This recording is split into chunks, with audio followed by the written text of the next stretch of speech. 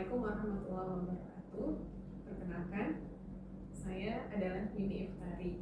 Saya merupakan dosen dari Politeknik Angkatan Bogor sejak tahun 2022 dan saat ini saya ditempatkan pada program studi penjaminan mutu industri pangan. Sebagai dosen di Prodi Penjaminan Mutu Pangan, saya diamanahkan untuk mengampu beberapa mata kuliah teori seperti zat gizi dan anti gizi, etika profesi, dan beberapa mata kuliah lainnya. Kemudian saya juga ditugaskan mengampu mata kuliah praktik seperti evaluasi sensori, analisis mikrobiologi pangan, sanitasi industri pangan, teknik pengambilan sampel pangan, serta beberapa mata kuliah praktek lainnya. Pada video pernyataan diri dosen dalam unjuk kerja Tridharma Perguruan Tinggi atau PDD UKPT ini, saya akan menjelaskan salah satu mata kuliah praktik, yaitu teknik pengambilan sampel pangan. Praktikum teknik pengambilan sampel pangan dilaksanakan pada semester gasal untuk mahasiswa tingkat 1 Prodi Penjaminan Mutu Industri Pangan dengan bobot 1 SKS. Deskripsi umum dari praktikum teknik pengambilan sampel pangan ini yaitu mempraktikkan teknik pengambilan sampel bahan pangan dalam berbagai matriks sampel sesuai dengan SNI yang berlaku, membuat dan mengisi dokumen mutu pengambilan sampel pangan. Adapun capaian pembelajaran yang dibebankan pada mata kuliah ini adalah mahasiswa mampu membuat perencanaan proses pengambilan sampel pangan dengan sikap tanggung jawab atas pekerjaan yang dilakukan. CPMK yang ingin dicapai dari mata kuliah praktik ini adalah 1. Mahasiswa mampu menjelaskan konsep dasar teknik sampling dan istilah-istilah umum dalam pengambilan sampel. 2. Mahasiswa mampu menjelaskan definisi pengambilan sampel, contoh acak, metode sampling acak, dan dapat menghitung ukuran sampel dengan metode sampling acak. Kemudian 3, mahasiswa mampu menjelaskan definisi pengambilan contoh representatif dan dapat menjelaskan metode sampling representatif serta dapat menghitung ukuran sampel dengan metode sampling representatif. Berikutnya, mahasiswa mampu melakukan persiapan dan pengambilan sampel bahan pangan padatan. Mahasiswa mampu melakukan persiapan dan pengambilan sampel bahan pangan cair. Mahasiswa mampu menerapkan teknik aseptis dan penanganan bahan pangan sesuai dengan karakteristiknya pada saat pengambilan sampel. Terakhir, mahasiswa mampu menjelaskan dokumen mutu pengambilan sampel pangan. Adapun materi yang akan dijelaskan pada mata kuliah praktik ini secara garis besarnya adalah konsep dasar sampling, pengambilan contoh acak, pengambilan contoh representatif, teknik pengambilan sampel padatan curah secara quartering, teknik pengambilan sampel padatan terkemas, teknik pengambilan sampel cair, teknik preparasi sampel secara aseptis, dan penyusunan serta pengisian dokumen mutu pengambilan sampel pangan. Metode pembelajaran yang digunakan pada praktikum ini umumnya adalah metode pembelajaran berbasis masalah yang diterapkan pada pertemuan kedua hingga ke-12, di mana pada judul-judul praktik tersebut mahasiswa diberikan tugas untuk menyelesaikan pengambilan sampel pangan pada berbagai kondisi. Kemudian, metode pembelajaran berbasis proyek dan small group discussion diterapkan pada pertemuan ke-13 hingga ke-15, di mana mahasiswa ditugaskan untuk mendiskusikan dan membuat dokumen mutu pengambilan sampel pangan. Pada praktikum ini, mahasiswa diminta untuk berperan sebagai seorang petugas pengambil sampel pangan dan merencanakan prosedur pengambilan sampel pangan. Rubrik penilaian untuk praktikum teknik pengambilan sampel pangan terdiri dari tugas sebesar 20%, kuis sebesar 10%, laporan praktek sebesar 30%, nilai UTS sebesar 20%, dan nilai UAS sebesar 20%. Berikutnya, saya akan menampilkan video pemaparan pengantar praktik dengan judul materi teknik pengambilan sampel padatan curah dengan metode quartering. Baik, Assalamualaikum warahmatullahi wabarakatuh. Waalaikumsalam warahmatullahi wabarakatuh. Selamat pagi. Pagi, Bu. Kita lanjutkan ya pertemuan kita hari ini. Judul materinya adalah teknik pengambilan sampel padatan curah. Ya. Pada pertemuan ini, capaian pembelajaran yang ingin diperoleh adalah mahasiswa mampu melakukan persiapan dan pengambilan contoh bahan pangan padatan curah. Indikatornya apa? Indikatornya kalian mampu menerapkan konsep metode pengambilan sampel ya, secara acak, kemudian juga representatif. Ya. Yang kedua adalah mengenal karakteristik bahan sampel, dan yang terakhir adalah mempraktikkan bagaimana persiapan dan pengambilan contoh bahan pangan padatan curah. Oke.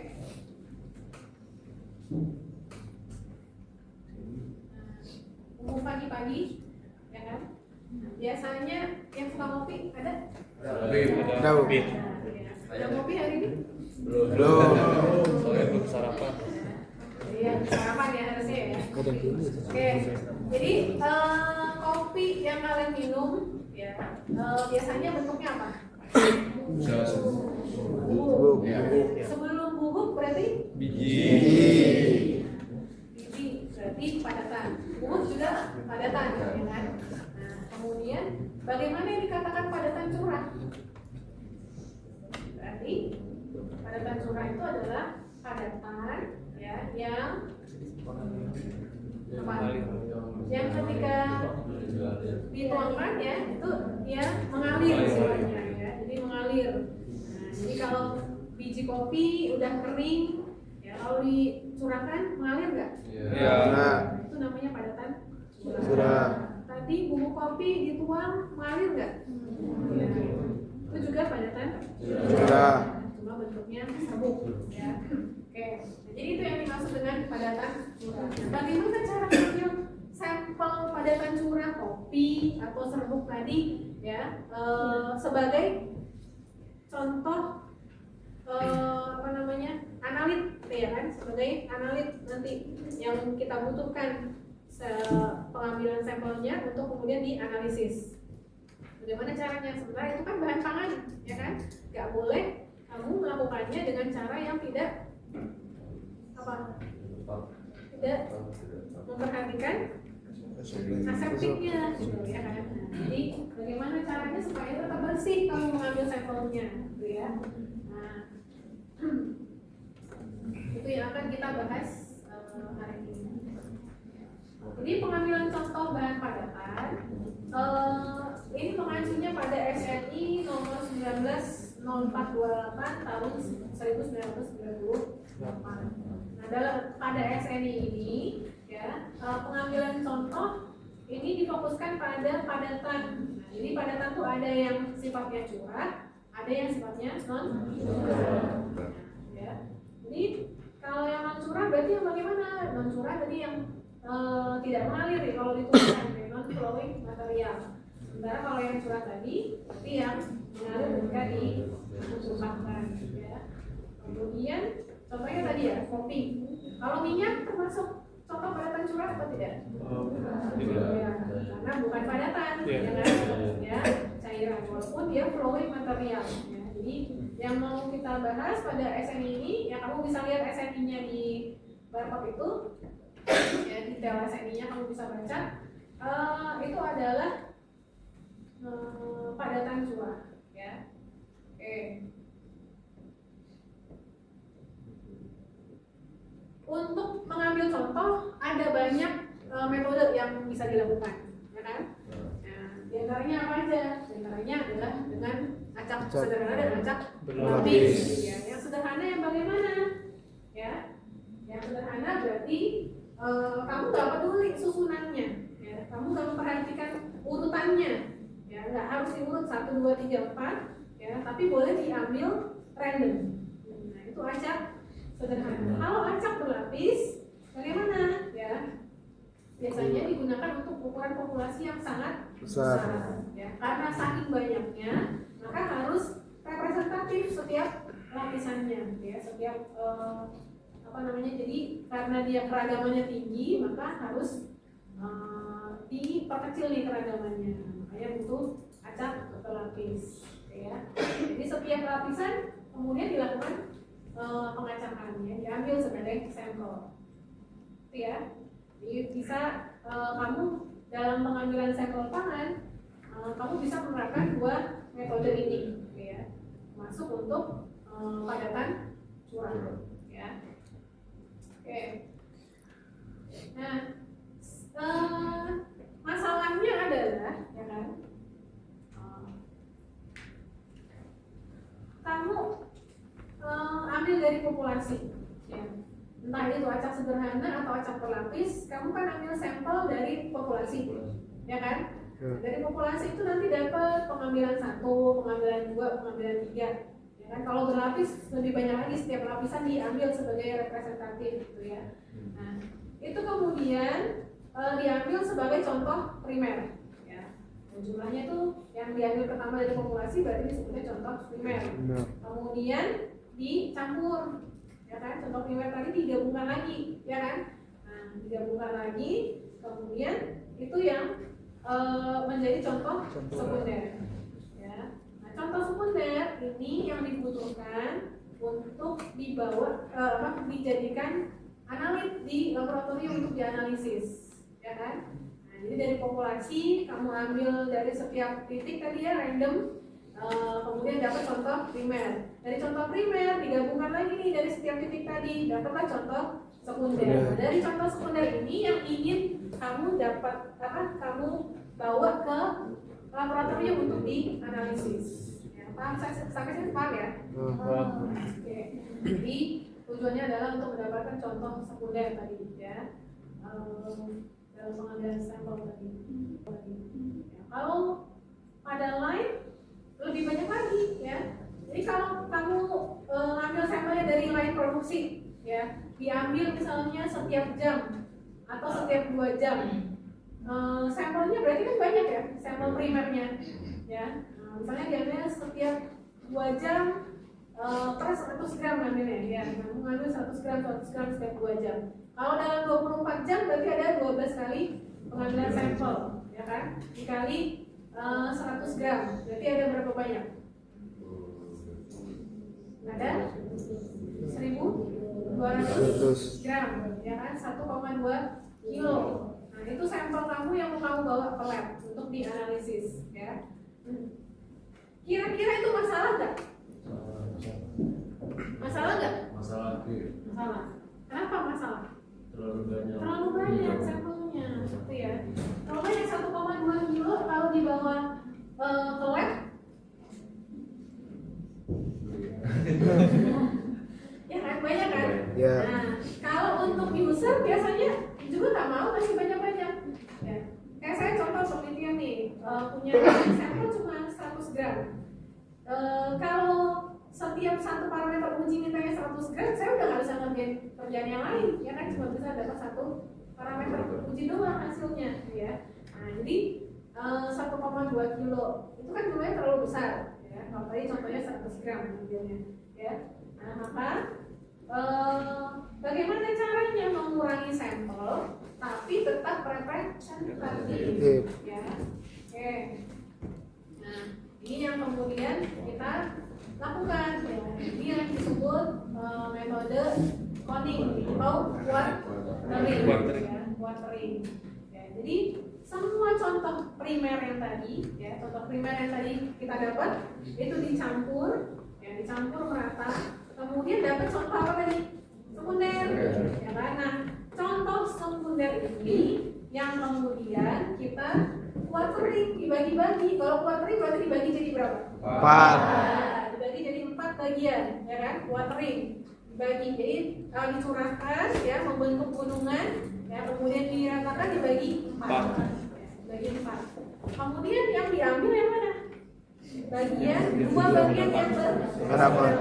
Dua bagian yang berseberangan. yang diambil ya. Itu yang kemudian diambil, sisanya bisa dikembalikan ke line produksi atau dikembalikan ke tempat pengambilan sampel. Ya, nah, itu jadi ini yang kemudian akhirnya kamu lakukan ya kalau belum sesuai dengan bobot yang dibutuhkan ya. Misalnya kamu 1,2 kilo tadi, sementara di lab butuhnya misalnya cuma 100 gram ya. Jadi dari 1.200 gram tadi kamu kurangi sehingga dapat hasil akhirnya 100 gram. Gimana caranya ya? Tadi menggunakan quartering supaya tetap representatif, supaya tetap apa? Contohnya mewakili setiap titik yang tadi kamu ambil. Ya, jadi caranya dengan quartering. Oke, paham sampai di sini? Paham. Paham ya? Oke. Nah, jadi simpulannya apa? Ya. Nah, simpulannya apa? Quartering tujuannya adalah untuk ya, untuk memperoleh sampel uji ya sesuai dengan yang dibutuhkan. Jadi nggak berlebihan ngambil sampel ujinya. Ya, bisa yang sisanya dimanfaatkan lagi untuk jadi barang, gitu ya, produk akhir. Kemudian yang kedua adalah sampel yang bisa diterapkan quartering ini adalah sampel yang berupa padatan curah. Oke, itu ya. Jadi jangan lupa bahwasanya tujuan quartering adalah untuk mengurangi jumlah sampel tapi tetap representatif ya. Dia hanya bisa diterapkan pada sampel padatan curah. Oke. Nah, ini adalah tugas yang harus kalian kerjakan ya. Tugas kalian pada praktek ini adalah kamu pada pertemuan ini kamu melakukan persiapan pengambilan contoh pada tangan dengan metode quartering ya. Jadi objek garapannya memperkecil jumlah sampel dengan metode quartering, kemudian batasan objeknya, pengecilan jumlah sampel. Kalau nanti di praktikum kita pakainya sampel tepung ya, tepung terigu curah dengan metode quartering. Oke. Ya. Kemudian mempraktikkan quartering tadi sehingga dapat sampel akhir sebesar nanti target sampelnya adalah 50 gram ya dari 500 gram berat awal ya. Lalu nanti kamu buat deskripsi luarnya itu dalam bentuk laporan ya, dengan format judul, tujuan, hasil, pembahasan dan daftar usaha. Biasa kalian mengerjakan laporan ya.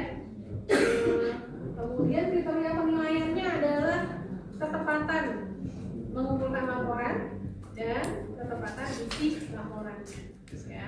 Jadi kalian juga harus tadi memberikan laporan yang baik ya, karena memang ini penting ya untuk bisa melaporkan pekerjaan dengan baik. Baik, itu saja yang bisa saya sampaikan hari ini. Ya, terima kasih atas perhatiannya. Sampai jumpa lagi. Assalamualaikum warahmatullahi wabarakatuh. Waalaikumsalam. Demikian video pemaparan pengantar salah satu judul dari praktikum teknik pengambilan sampel pangan. Terima kasih atas perhatiannya. Assalamualaikum warahmatullahi wabarakatuh.